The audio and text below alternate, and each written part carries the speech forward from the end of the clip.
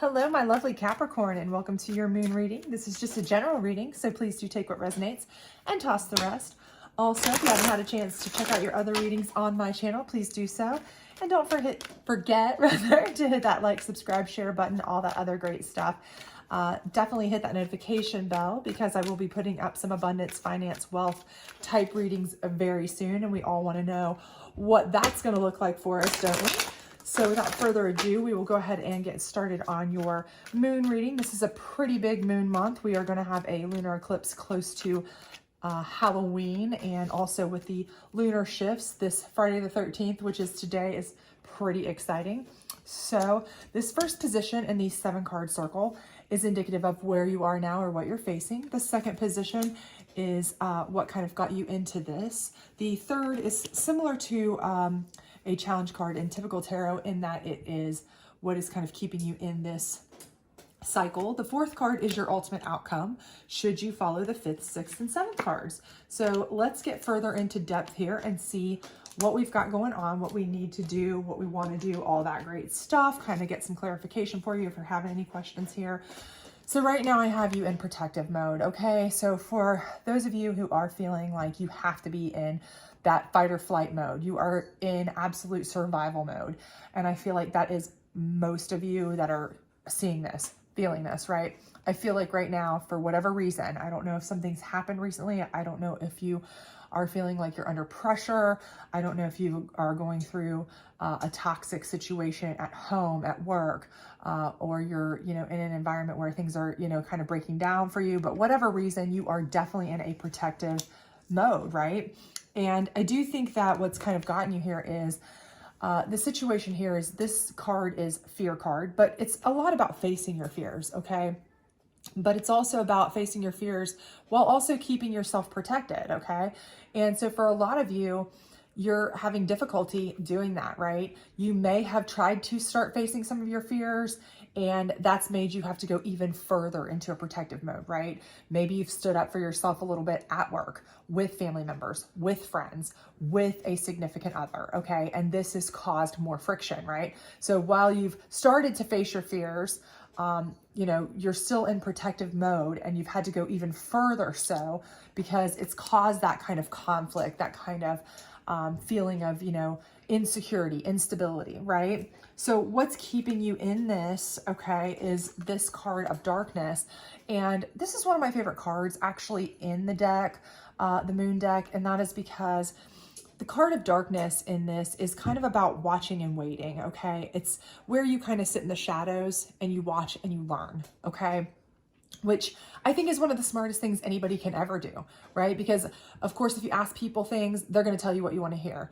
Or if you go to an interview for a job, people are going to tell you what they, want you to know about a company. If somebody's trying to date you, they're going to tell you, they're going to put their best foot forward, right? They're going to tell you what they want you to think about them, right? But they're not necessarily always going to expose the truth, right? It's kind of like those memes you see that are like, if a narcissist told you the truth, right? Or if a job actually told you what was really like. So that's why we have those websites that company employees can go on there and actually anonymously tell you what the company's really like.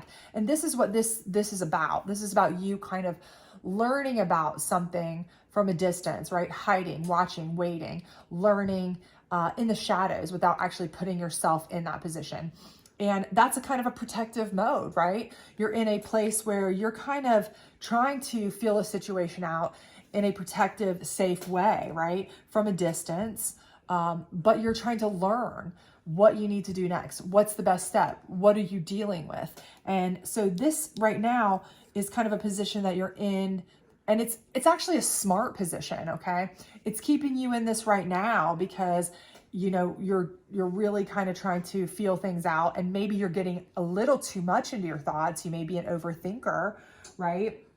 So, you might be one of those people that's just, you're overthinking things a little bit too much. You're watching a little too much. You're waiting a little too much because you're like, okay, I'm weighing it out more than I should when I really need to just kind of do what I need to do, right? So that may be what's happening here, but it's always good advice to kind of see what's really happening a picture is worth 1,000 words, right? Or those kinds of, old adages, right?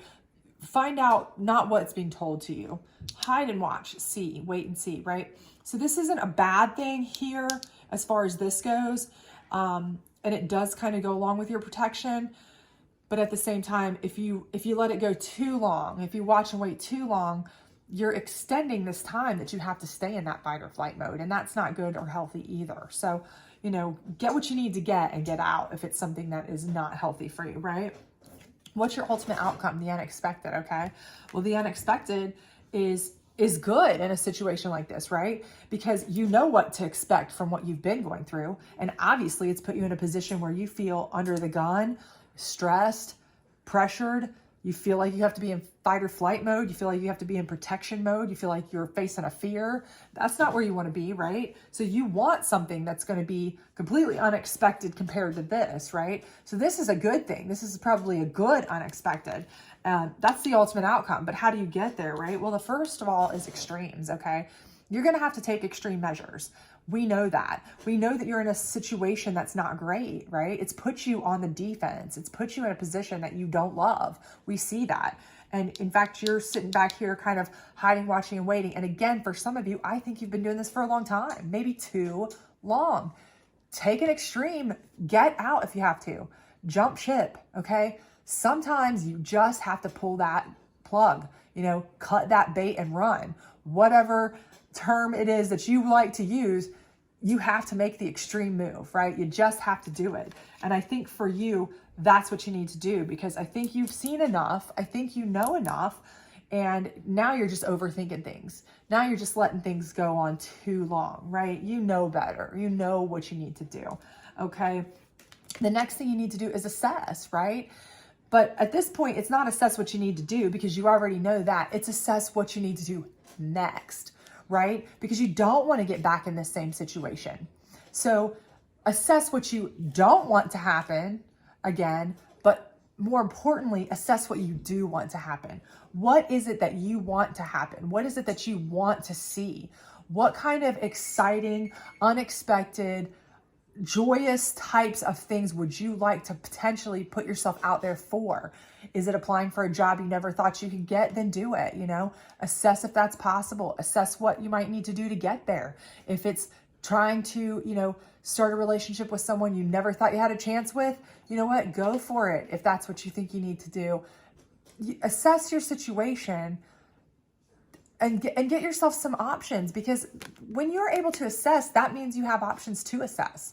And that is a very positive thing, right? It's much better than being in a protective situation, a fight or flight mode. This means you're thriving, right? You're able to make decisions. You're able to assess and make choices for yourself. You're thriving. You're not just surviving, right? And this means you're moving forward, okay? And the last thing is purity, okay? And this means that you need to specifically, while you're assessing what you want, after you've taken the extreme step to get out of these situations, stay true to yourself, right? Stay pure, stay true to yourself, okay? Do not compromise your morals. Do not compromise what you deserve. Do not compromise your self-worth.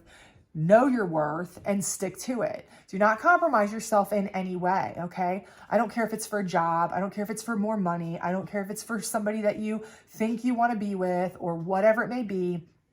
Do not fall back into this trap, no matter what they offer you, because obviously this is something that has made you feel not well, not healthy, not your best, and you don't want to go back down that road again, okay? You want to be above it. You want to put out those higher vibrations, right?